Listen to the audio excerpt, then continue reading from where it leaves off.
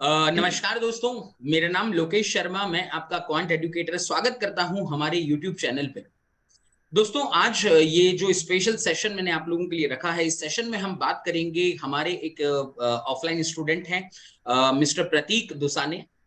दोस्तों, प्रतीक बारे में मैं आप लोगों को पहले थोड़ा उनके बैकग्राउंड के बारे में या उन्होंने क्या क्या एग्जाम्स क्लियर किए हैं, थोड़ा उनके बारे में आइडिया देता हूं, और ये इंटरव्यू हम इस मोमेंट पे क्यों रख रहे हैं वो भी मैं आप लोगों को बताता हूं। तो दोस्तों, सबसे पहले प्रतीक दुसाने ये एक इलेक्ट्रिकल इंजीनियर रहे हैं।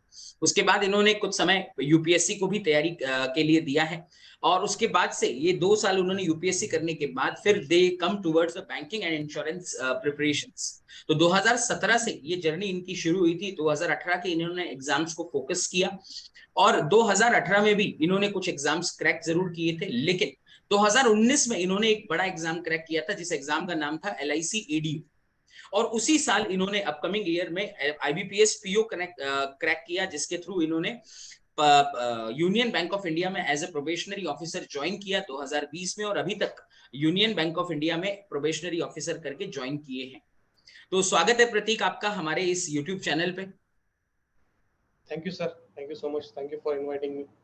Yes yes. दोस्त प्रतीक, जैसा कि हम अपने बच्चों को बताना चाहते हैं कि प्रतीक ने LIC ADO करके भी तकरीबन 6 महीने तक काम किया है, और इनका एक रिच एक्सपीरियंस रहा है, एक पॉजिटिव एक्सपीरियंस रहा है अबाउट दिस पर्टिकुलर पोस्ट। और मैं वही बच्चे, क्योंकि आप सभी को पता है कि लास्ट वीक LIC ADO के रिजल्ट आउट हुए हैं, और बहुत सारे बच्चे दुविधा में हैं कि भाई हम क्या करें, कि क्या हम LIC ADO ज्वाइन करें या ना करें। कोई लोग बॉन्ड को लेके चिंतित है, कोई लोग वर्क प्रोफाइल को लेके चिंतित है, कोई इस बात को लेके चिंतित है कि यार ये परमानेंट जॉब नहीं है, अगर हमने टारगेट नहीं पूरा अचीव किया तो टर्मिनेशन भी हो सकता है, तो ये रिस्की अफेयर भी हो सकता है फॉर योर फ्यूचर थिंग। तो इन्हीं सभी आपके जो मन में दुविधाएं हैं, जो डाउट्स हैं, उनको क्लियर करने के लिए हमने आप लोगों के लिए सेशन कंडक्ट किया है। सो प्रतीक, मैं जैसा कि हमने बताया कि आपने LIC ADO करके भी 6 महीने तक काम किया है, तो थोड़ा सा मैं वो जानना चाहूंगा आपके उस एक्सपीरियंस के बारे में कि कैसा एक्सपीरियंस था। और शुरुआत करते हैं हम लोग इंटरव्यू से। तो प्रतीक, मुझे ये बताइए, LIC का आपका ADO का एक्सपीरियंस क्या था, और क्या क्या पूछा गया था, और आपने कैसे टैकल किया? जी, एक्चुअली जो इंटरव्यू मेरा हुआ था, it was conducted by a panel of 5 members. Hmm. तो जनरली एक नॉर्मल डिस्कशन जिस तरह से होता है उसी तरह से इंटरव्यू था। मतलब ऐसा कुछ उसमें ज़्यादा स्ट्रेसफुल इंटरव्यू था नहीं। उन्होंने मुझे बेसिक चीज़ें पूछी, जैसे टेल मी अबाउट योरसेल्फ, आपके एजुकेशन बैकग्राउंड के बारे में कुछ बताइए। हम्म। उसके बाद उन्होंने LIC के बारे में भी कुछ 2-3 सवाल पूछे कि आपको LIC के बारे में एग्जैक्टली क्या पता है, हम्म। LIC का आपका पॉलिसी है क्या, तो हम्म। आपको उस पॉलिसी के बारे में कुछ फीचर्स पता है कि नहीं। ये सब चीज़ें उन्होंने मुझे पूछी, और उन्होंने करंट अफेयर्स पर भी फोकस किया। Not only the current affairs of India but international current affairs के बारे में भी उन्होंने मुझे पूछा था। ओके। कुछ क्वेश्चंस बता सकते हैं क्या क्या पूछे थे उन्होंने, किस तरह से पूछे? मुझे भी इतना मतलब एग्जैक्टली करंट अफेयर्स का मुझे याद नहीं आ रहा है, हम्म। बट जो भी था एक फैक्चुअल बेसिक क्वेश्चंस थे, बहुत ज्यादा डीप में नहीं पूछा उन्होंने मुझे। और डिटेलिंग नहीं थे। ओके। जी। और इंश्योरेंस से रिलेटेड उन्होंने आपसे क्या बात किया था? इंश्योरेंस से रिलेटेड जो इंश्योरेंस के टाइप्स होते हैं, हम्म। सबसे पहले उन्होंने मुझे ये पूछा कि व्हाट इज एग्जैक्टली इंश्योरेंस। तो उसके बाद उसके टाइप्स पूछे गए। Then they ask me about कि आपको कुछ LIC के प्लान्स वगैरह पता है कि नहीं, कैसे कैसे प्लान्स होते हैं। इन चीज़ों के बारे में उन्होंने मुझे पूछा। ओके। ओके। और आपका ये इंटरव्यू तकरीबन कितने ड्यूरेशन चला, मतलब कितना समय दिया गया था आपको इंटरव्यू के ये लिए? हाफ एन आवर तक चला sir. Half an hour interview चला आपका? Okay, that is a lot of time. Okay. जैसे अभी मैं थोड़ा सा एक इंट्रोस्पेक्ट देखना चाहते हैं, क्योंकि बहुत सारे बच्चे IBPS PO को मतलब के स्टैंडर्ड पे इसको तैयारी कर रहे हैं। जैसे IBPS PO और SBI PO के इंटरव्यू का भी एक सर्टेन स्टैंडर्ड है। तो LIC ADO उससे हैवी रहेगा इंटरव्यू, या लगभग उसके बराबर का है, या उससे थोड़ा सा इसको लाइटर मोड पे रखा जा सकता है? नहीं सर, अगर आप SBI PO या फिर IBPS PO से कंपेयर करें तो इसका जो इंटरव्यू है it is as compare easy. मतलब इजी। ज़्यादा डीप में आपको सवाल नहीं पूछेंगे, थोड़ा हम्म। इजी रहेगा हम्म। PO से। ओके। ओके, तो मतलब आपका ये मानना है कि थोड़ा अगर इनका मतलब, मेरा ऐसा जैसा मैंने अभी तक बहुत सारे बच्चों से बातचीत किया है जो एडीओ बने भी हैं और जो अच्छा काम भी कर रहे हैं एडीओ बन के, और कई लोग ऐसे भी हैं जिन्होंने छोड़ भी दिया है या टर्मिनेट भी किए गए हैं LIC के द्वारा। उनसे भी मेरी बातचीत हुई है। तो मेरा जनरली उनका यही कहना था कि मेनली वो ये जानने की कोशिश करते हैं कि आपका झुकाव इस जॉब की तरफ है या नहीं है। क्या मैं सही कह रहा हूँ, ऐसा होता है क्या? Correct. ये मतलब इंटरव्यू में उनका एक मेन मोटिव ये रहता है कि ये बंदा बात कर सकता है कि नहीं किसी भी अननोन व्यक्ति से, तो ये उनको हम्म चेक करना होता है। हम्म कॉन्फिडेंटली अगर आप बात कर सको हम्म तो मतलब वो सिलेक्ट हो जाता है स्टूडेंट। मैंने देखा है बहुत से मेरे स्टूडेंट्स फ्रेंड्स थे हम्म जो जिनका इंटरव्यू का मतलब थोड़ा सा ये हुआ, मतलब उनको बात करने में थोड़ी झिझक हो रही थी, तो दे वर नॉट सिलेक्टेड। ये भी मैंने ओके। देखा है। तो मेनली वो कम्युनिकेशन स्किल के ऊपर ज्यादा ध्यान दे रहे हैं रादर देन योर नॉलेज और क्या आपका बैकग्राउंड एरियाज है, इस पे ज्यादा इतना ध्यान ना देते हुए उनका जो फोकस है वो कम्युनिकेशन की तरफ ज्यादा है। सही कह रहा हूँ प्रतीक? Yes yes. बहुत ही बढ़िया, बहुत अच्छा। अच्छा, अभी बात करते हैं दूसरे पड़ाव के बारे में जो हमारे बच्चों का, बहुत बच्चों का डाउट है कि एक तो वर्क प्रोफाइल कैसा है, एग्जैक्टली वर्क प्रोफाइल है क्या? ओके, सो LIC एडीओ ये जो प्रोफाइल है इसमें सबसे पहले तो आपको बिजनेस लाना है LIC के लिए। अब एग्जैक्टली बिजनेस क्या होता है LIC का? तो इंश्योरेंस पॉलिसी का जो प्रीमियम है that is the business of LIC। तो ये ओके। आप कैसे लाओगे? So you have to recruit agents. Agents मतलब जो इंश्योरेंस एडवाइजर्स होते हैं। तो हमें एक टीम बनानी होती है इंश्योरेंस एडवाइजर्स की, जिन्हें हम एजेंट्स बोलते हैं। ओके। तो हमारे टाइम पे मेरा जो एक टारगेट था हमें दिया गया था, we have to recruit 20 agents. इन और ये ये 20 एक साल में? एजेंट्स एक साल के लिए हमें हमारे टीम में एक्टिवली पार्टिसिपेट करने चाहिए, ये ओके। हमारा टारगेट था। और इनके through we have to sell the insurance and generate the premium for LIC। so that is the main basic job of this ADO profile. Okay, तो मतलब एडीओ डायरेक्ट खुद भी सेल कर सकता है या सिर्फ एजेंट के थ्रू ही करेगा? नहीं, डायरेक्ट खुद नहीं सेल कर सकते, एजेंट के थ्रू ही सेल करना है। ओके, मतलब ऐसा आप खुद जाके बेच नहीं सकते एलआईसी नहीं पॉलिसीज? सर। आपको एजेंट कंपलसरीली, आपको एजेंट रिक्रूट करने ही पड़ेंगे और उनके थ्रू जो बिजनेस आएगा वो आपके बिजनेस हेड में जाएगा, ऐसा है? Correct correct. तो देखिए, ये सबसे बड़ा कंफ्यूजन बच्चों में है, तो बहुत अच्छा लगा। और हाँ, प्रीमियम से रिलेटेड भी कुछ टारगेट रहता है कि जैसे सिर्फ एजेंट रिक्रूटमेंट का टारगेट है? जी, जब मैं सिलेक्ट हुआ था तो हमारा टारगेट था 40 लाख फर्स्ट ईयर प्रीमियम। ये एक साल के अंदर में जनरेट करना था 40 लाख ओके, तो फर्स्ट ईयर मतलब दोनों प्रीमियम। टारगेट्स फर्स्ट दिए ईयर जाते हैं? प्रीमियम का मतलब होता है, मान हम्म लीजिए कोई आपने अगर पॉलिसी लिया, तो आप उसका हम्म जो फर्स्ट सबसे पहला वाला जो प्रीमियम भरते हैं that is hmm. Known as first year premium. और उसके बाद की जो प्रीमियम होते हैं it is known as renewal premium. तो रिन्यूअल प्रीमियम नहीं काउंट होगा इसमें, सिर्फ फर्स्ट ईयर प्रीमियम काउंट होगा। केवल फर्स्ट ईयर का, मतलब आगे ओवरहेड पे काउंट नहीं चलेगा? मतलब जैसे फॉर एग्जांपल आप सेकंड इंस्टॉलमेंट अगर दे रहे हैं अपने प्रीमियम की, तो वो सेकंड काउंट वो नहीं नहीं होगी जो काउंट पहली होगा। वाली थी, ईयरली ईयरली फर्स्ट ईयर। जी। ओके ओके, ये भी अच्छा एक आपने प्रोजेक्ट बताया है।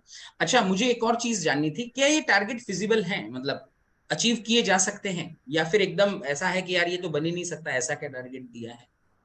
नहीं सर, ये इजीली पॉसिबल है। जैसे बहुत से लोग मुंबई जैसे या पुणे जैसे सिटी में पोस्टेड होते हैं, तो हम्म। ये टारगेट तो अचीव कर ही लेते हैं, लेकिन उससे ऊपर भी उनका परफॉर्मेंस होता है। तो ये इजीली अचीवेबल टारगेट है सर। ओके, आपका क्या सिनेरियो था, मतलब आपने जो 6 महीने वर्क किया था, तो क्या आप ऑन टारगेट थे या किस तरह से चल रहा था आपका वर्क? जी, मैंने तो 7 एजेंट्स रिक्रूट कर लिए थे। फर्स्ट हम्म। 2.5 मंथ्स में ही मैंने 7 एजेंट्स रिक्रूट कर लिए थे, और ओके। उन्होंने बिजनेस भी स्टार्ट कर दिया था। लेकिन जैसे मैंने आपको कॉल के दौरान बताया कि तब जो कोविड का सिनारियो था, तो हमारे ब्रांचेस को क्लोज कर दिया गया था, हाँ। Because I was posted in the other area which was okay. A hotspot of COVID at that time. Hmm. पूरे मुंबई ब्रांचेस मुंबई वगैरह में क्लोज दादर कर एरिया दिए में गए आप थे, है ना? थे। जी। जी। तो कोविड सिनेरियो की वजह से थोड़ा सा इम्पैक्ट हुआ था बिजनेस पर। तो इसके लिए फिर कुछ रिलैक्सेशन भी दिया गया जनरली होगा ना, टारगेट्स में कुछ रिलैक्सेशन भी दिया गया होगा? रिलैक्सेशन दिया था, और प्रोबेशन पीरियड इंक्रीज भी किया था बाद में। जो ओके। मतलब मैंने तो बाद में रिजाइन किया था because I got selected in IBPS PO। हम्म। तो जे जो लोग ऑलरेडी वहां पे काम कर रहे थे उनके लिए रिलैक्सेशन भी दिया गया था। ओके। अच्छा, आपने फिर छोड़ा कैसे, मतलब आपने क्यों छोड़ने का डिसीजन लिया कि मैं एडीओ छोड़ देता हूँ और पीओ बन जाता हूँ? जी, एक्चुअली मैंने जैसे बताया कि लॉकडाउन का पीरियड तब था और ब्रांचेस क्लोज थे हमारे। Hmm for generally for a period of 3 months the branches were closed. तो तब मैं मेरे होम टाउन में आया था, नासिक में, और हम्म। तभी PO का रिजल्ट लगा था। So that's why I thought कि एक ये अपॉर्चुनिटी भी अच्छा है PO का। तो I shifted from LIC towards bank PO। Okay okay, चलेगा। लेकिन अगर आप कंपैरिजन देखें, अगर आपके साथ ऐसे भी कुछ फ्रेंड अभी भी कनेक्ट होंगे जो फिलहाल एडीओ कर रहे हैं, आपके साथ ही जुड़े थे जो, तो उनका एक्सपीरियंस ओवरऑल अभी तक क्या रहा है? जी, मैं बात करता रहता हूँ मेरे दोस्तों से, सो दे हम्म, आर सेइंग कि ये बहुत एक सॉर्टेड जॉब है, इसमें आपको कोई टाइमिंग का इश्यू नहीं होता है, मतलब इस समय पे ऑफिस जाना है, इसी समय पे आप बाहर निकल सकते हो, ऐसा कोई वो उसमें टेंशन नहीं है। और टारगेट भी आसानी से मतलब अचीव हो जाते हैं, very very okay sorted job. मतलब ओके, खुश है वो जो लोग भी इसमें काम कर रहे हैं, they are very happy. They are और वेरी हैप्पी। जी, हाँ, और अच्छा, सैलरी के अलावा वो इंसेंटिव बोनस भी मतलब अर्न कर रहे हैं, that is very great thing, okay okay, जो हाँ कि नहीं, मुझे नहीं मिलता, मैं तो अभी मेरी भी सैलरी। तकरीबन, मैंने 7-8 बच्चे अपने हमारे स्टूडेंट रहे हैं जो ऑफलाइन में, उनसे मेरी बातचीत हुई है जो 2015 और 2019 में एडीओ बने हैं। तो लगभग मतलब दे आर अर्निंग स्मार्टली, मतलब पर मंथ उनकी जो अर्निंग है वो काफी अच्छी है, including the incentives and all. Yearly जो इंसेंटिव उनके आ रहे हैं, they are very high, they are very मतलब कैश एनरिचमेंट। तो बहुत ही अच्छी चीज लगी वो मुझे। तो हाँ, तो प्रतीक, अब अगली चीज के ऊपर एक दो चीजें जो मतलब बच्चों के मन में दुविधाएं हैं। कई बच्चे है ना, ये बॉन्ड को लेके थोड़ा सा डाउटफुल में है कि भाई अभी एक तो है ना, उन्होंने जो प्रोबेशन पीरियड है वो बढ़ाया है, इंक्रीज किया है। पहले 1 साल का होता था आई थिंक, है ना? अभी उन्होंने 3.5 ईयर का किया है। दूसरा, उन्होंने बॉन्ड अमाउंट जो आपके समय में 2019 में आई थिंक 25,000 रुपीज 30,000 रुपीज का था, है ना? लेकिन उन्होंने उसको बढ़ा के इस साल 3 लाख रुपए का कर दिया है। तो basically what is your perception about it? क्या है जी, ये? देखिए, अगर बॉन्ड अमाउंट के रिगार्डिंग हम लोग देखें, तो बॉन्ड अमाउंट आप कहीं पे भी जाओ, आईबीपीएस पीओ, एसबीआई पीओ, वहां पर भी बॉन्ड अमाउंट आपको मतलब साइन करना होता है कॉन्ट्रैक्ट। तो हम्म वो तो मतलब पिक्चर से बाहर है, that is not very big thing. जो हम्म आपने दूसरी बात कही कि प्रोबेशन पीरियड को अभी इंक्रीज कर दिया है, हम्म नाउ ये एक्चुअली पॉजिटिव साइड पे जाता है, क्योंकि देखिए सर, जो भी नए स्टूडेंट्स होते हैं जो अभी प्रिपरेशन कर रहे हैं और they get into the job, तो हम्म जॉब लगते ही सबसे पहले उन्हें ये सब चीजें समझने में ही थोड़ा टाइम लग जाता है कि एग्जैक्टली वर्क प्रोफाइल कैसा है, किस तरह से हम्म काम करना है। तो इसमें बहुत सारा टाइम उनका चला जाएगा। तो ये जो प्रोबेशन पीरियड इन्होंने इंक्रीज किया है, it is favourable for the students. Hmm. इसमें मतलब कुछ ये नहीं है, प्रॉब्लम नहीं है, it is very good thing actually. Okay, तो यानी ये पॉजिटिव साइड की तरफ है ना? ये बात तो सही है। अगर अच्छा, एक और चीज है जो कई बार बच्चों के मन में ये आ रही है कि सर ये एजेंट हायर कैसे करने हैं। फॉर एग्जांपल, जैसे भी आप नासिक से हैं, प्रॉपर महाराष्ट्र नासिक से हैं, और आपको पोस्टिंग मिला मुंबई में, तो आपने एजेंट हायर कैसे किया? क्योंकि आप एक अननोन टेरिटरी में चले गए। अगर आप नासिक में ही पोस्टेड होते तो आपके लिए शायद आसान और होता कि एजेंट हायर करना, क्योंकि आपकी जान पहचान है, आप इन्फ्लुएंस कर सकते हो लोगों को, बातचीत कर सकते हो। लेकिन सीधा मुंबई में पोस्टिंग आपको मिलना और उधर एक अननोन टेरिटरी में जाके मार्केटिंग का जॉब करना, मतलब ये कैसा था, मतलब क्या था? जी, थोड़ा मतलब स्टार्टिंग में थोड़ा डिफिकल्ट जाता है, क्योंकि आप मतलब किसी को पहचानते नहीं हो, सबसे पहले वही बहुत बड़ी दिक्कत आती है। But hmm as you get to know how to talk with people, conversation कैसे स्टार्ट करना होता है, हाउ टू इंट्रोड्यूस आवरसेल्फ, तो ये आपको अगर मतलब होता है पॉसिबल, आप कर सकते हो, तो इट इज वेरी इजी। और जैसा आपने पूछा कि एजेंट्स कैसे रिक्रूट करने होते हैं, तो इसका मेन बेसिक क्राइटेरिया है कि anyone who have completed 18 years of age, और उनके पास 10th मतलब 10th पास होने चाहिए वो, that is okay the minimum required qualification. और उनके जो आधार कार्ड पे एड्रेस होता है, that hmm should be the local address. मान लीजिए मैं मुंबई में पोस्टेड हूँ, तो हम्म मुंबई सब अर्बन जो भी पूरा एरिया है, तो हम्म, वहाँ की जो प्रॉपर ये रेसिडेंट्स है, only they can be a part of my team. But okay ये सिर्फ कब तक है, जब तक मैं एसबीए नहीं बन जाता। SBA is a senior business associate post which is okay above the DO post. तो अगर ओके मैं एसबीए बन जाता हूँ, एसबीए कब बनते हैं, when you achieve the target, they have there is a defined target for becoming an SBA. अगर वो मेरा अचीव हो जाता है, then I will be an SBA. जब एसबीए में बन जाता हूँ, तो I can recruit agent all over India, hmm that is very good thing. Okay. अच्छा, मुझे एक और डाउट है इससे रिलेटेड ही, कि अगर मान लो सपोज आपको 3.5 साल पीरियड इन्होंने अभी आपको दे दिया है, पीरियड आपके लिए प्रोबेशन के लिए। सपोज पहले साल आपका किसी भी रीजन से टारगेट अचीव नहीं हुआ, या तो एजेंट नहीं हुए या प्रीमियम नहीं हो पाया या दोनों ही नहीं हुआ, तो क्या 1 साल बाद टर्मिनेट सीधा कर दिया जाता है या कुछ टाइम दिया प्रोबेशन जाता है? पीरियड उन्होंने जो 3.5 साल का किया है, तो हम्म, ये पूरा प्रोबेशन पीरियड ही है। ओके तो your performance will be analyse for whole period of 3.5 years। Okay. तो परफॉर्मेंस पूरे 3.5 साल, मतलब 3.5 साल तक वो हटाएंगे नहीं किसी भी तरह से, टर्मिनेट नहीं। जी, लेकिन मैंने कई बार देखा है बच्चों को 1-1 साल बाद टर्मिनेट किया गया है, तो उसके क्या रीजन रहते हैं यूजुअली? अभी पिछले टाइम जो रिक्रूटमेंट हुआ था तब जो प्रोबेशन पीरियड था that was for 1 year, okay, अच्छा इसीलिए केवल वन उन्होंने ईयर का टारगेट था। जी, इसीलिए उन्होंने उनको 1 ईयर के बाद टर्मिनेट किया गया था। तो बट इस बार ऐसा नहीं होगा because the probation period has increased. 3.5 साल हो गया है, तो एक सिक्योरिटी है कि 3.5 साल तक आपका जॉब नहीं जाएगा, और उस पीरियड तक आपको परफॉर्म दिखाना है, अपनी परफॉर्मेंस उस पीरियड में दिखानी है। चलिए प्रतीक, एक एग्जांपल के लिए दे रहा हूँ, मतलब ऐसे एग्जांपल मैंने बहुत कम देखे हैं। मान लो एक बंदे ने 3.5 साल का प्रोबेशन पीरियड टारगेट के साथ पूरा भी कर लिया, अब वो कंफर्म हो गया, एम्प्लॉय बन गया, उसको आगे भी टारगेट्स मिलते रहेंगे? जी, टारगेट नहीं होता है एक्चुअली, कॉस्ट रेशियो एक कंसेप्ट होता है एलआईसी में, वो आपको मेंटेन करना होता है। अभी कॉस्ट ओके। रेशियो मतलब क्या है, मान लीजिए LIC is paying me X amount, let's hmm say 5 lakh amount as a salary, hmm. ठीक है, तो मुझे उससे ऊपर उनको प्रीमियम वापस देना है। अच्छा हाँ, वो जो डिवाइडेड बाय 24/100 रहता है, वो वाला रेशियो। जी जी जी, करेक्ट। हाँ मान हाँ। लीजिए मैंने एलआईसी ने मुझे 5 लाख सैलरी दिया हम्म। और मैंने उनको 5 लाख प्रीमियम वापस कर दिया, मतलब as a selling the insurance products, जो करेक्ट। फर्स्ट ईयर प्रीमियम आ रहा है, तो दैट इज ऑल्सो 5 lakhs। तो इसे बोलते हैं कॉस्ट रेशियो 1। ओके। हाँ, तो we should maintain the cost ratio, मतलब मेरा जो सैलरी है उससे ज्यादा मुझे प्रीमियम ला के देना है एलआईसी को। That okay should be your goal. It okay. Should be below 1, again, the और कॉस्ट आगे भी रेशियो ये गोल आपके बिलो एजेंट 1। के थ्रू लाए हुए प्रीमियम से ही काउंट होगा, जो भी जी आपके एजेंट्स हैं उन्हीं के लाए हुए प्रीमियम से ही काउंट होगा ये सारा गोल, है ना? जी। चलिए बहुत ही बढ़िया। देखिए, अच्छा। एलआईसी एडीओ जो पोस्ट है, ये खुद डेवलपमेंट ऑफिसर एलआईसी का इंश्योरेंस सेल नहीं कर सकता। इंश्योरेंस सेल करने के लिए आपको एजेंट रिक्रूट करना है और हम्म। उस एजेंट के थ्रू ही आप सेल कर सकते हो। ओके। अच्छा, एक और छोटी सी चीज, आगे करियर ग्रोथ ग्रोथ कैसी है, क्योंकि क्या आप हमेशा डेवलपमेंट ऑफिसर ही रह जाएंगे या आगे भी कुछ आप प्रमोट हो सकते हैं? जी, तो इसमें एक बहुत बढ़िया चीज ऐसी है कि अगर आप 5 साल तक आपका कॉस्ट रेशो मेंटेन करते हो हम्म आफ्टर द कंफर्मेशन, तो उसके बाद आपको ऑपरेशंस में शिफ्ट होने के लिए एक चांस मिलता है। ऑपरेशंस जो डिपार्टमेंट होता है, हम्म। जैसे कि उसका एक पोस्ट है एबीएमएस, असिस्टेंट ब्रांच मैनेजर सेल्स, तो ओके। उसमें भी आप आ सकते हो। लेकिन फिर उसमें आप जाते हो तो आपको एक डिफाइंड सैलरी मिलेगा, जो इंसेंटिव बोनस का पार्ट है वो आपको नहीं मिलता फिर उसमें। ओके, तो ये लॉस की बात हो सकती है, फाइनेंशियली लॉस हो सकता और है। इसीलिए इसीलिए बहुत से डीओ जो है वो मतलब 20-20-25 साल से डीओ ही है, उन्होंने हम्म। कभी एसबीआई में कन्वर्ट नहीं किया।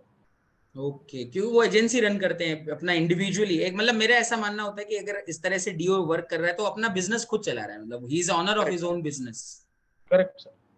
तो मतलब वो एम्प्लॉय की तरह कम, बिजनेस पार्टनर की तरह ज्यादा काम कर रहा है। एक्चुअली गवर्नमेंट एंटरप्रेन्योरशिप बोल सकते हैं हम इसको। हाँ करेक्ट, क्योंकि मतलब LIC agencies are more successful than any other profession, मैंने बहुत बार देखा है। और बहुत सारे यस। प्रोफेशनल रन करते हैं, इवन मतलब कई डॉक्टर हैं, कई CA हैं, मैंने बहुत सारे फाइनेंशियल एडवाइजर देखे हैं जो मतलब खुद पर्पसली अपनी LIC की एक एजेंसी रन कर रहे होते हैं।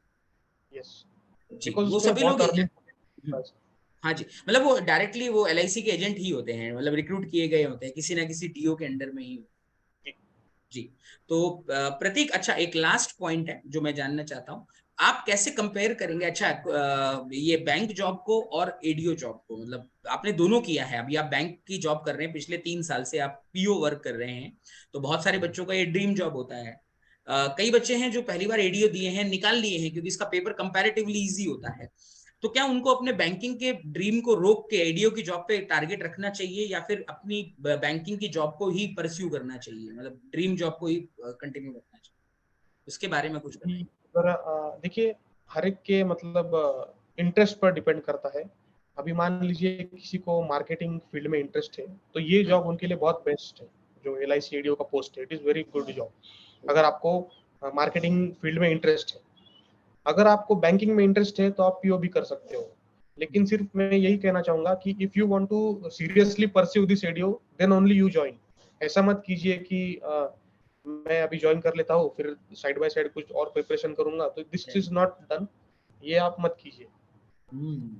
नहीं, ये एक बहुत सीरियस एडवाइस है। आई होप प्रतीक आपकी ये जो बात है सब एस्पिरेंट तक पहुंचे, उन तक ये अंडरस्टैंडिंग जानी चाहिए आप ऐसा क्यों कह रहे हैं। क्योंकि कई लोग ये भी सोचेंगे अरे आप भी पीओ बन गए हैं और आप हमें मना कर रहे हैं। तो लेकिन ये एक बहुत, क्योंकि मैंने जितने एडीओ से बात की है ना अभी पिछले, मैं एक हफ्ते से लगातार मैंने अपने 8-10 बच्चों से ऐसी बातचीत की है फोन के थ्रू या फ्रंट मिलके, सबका यही कहना है कि अगर आप साइड बाय साइड तैयारी कर रहे हो तो ये जॉब खतरनाक है आपके लिए, क्योंकि टर्मिनेशन अगर लग गया आपके नाम के आगे तो बड़ा दिक्कत हो सकती है। करेक्ट। करेक्ट है प्रतीक। थैंक यू वेरी मच प्रतीक, आपके बहुत ही बेहतरीन टाइम देने के लिए। हम 2 दिन से ये स्ट्रगल कर रहे हैं अपने इंटरव्यू को लेके और आपने पेशेंस बनाए रखा, and thank you very much for that. And I hope हमारे जो भी व्यूअर हैं, हमारे जो ऑडियंस है, उसको उनको अपने आंसर्स मतलब मिले होंगे जो हमने बातचीत की है प्रतीक के साथ। ठीक है, तो बढ़िया प्रतीक, फिर टच में रहेंगे हम बच्चों के साथ, और भी ऐसी कोई चीज आपके दिमाग में रहेगी तो जरूर बताइएगा। ठीक है ना, हम कोशिश करेंगे कि बच्चों को और इसके बारे में एडुकेट कर सकें। ठीक है, thank you Pratik, thank you very much. Thank you sir, thank you so much.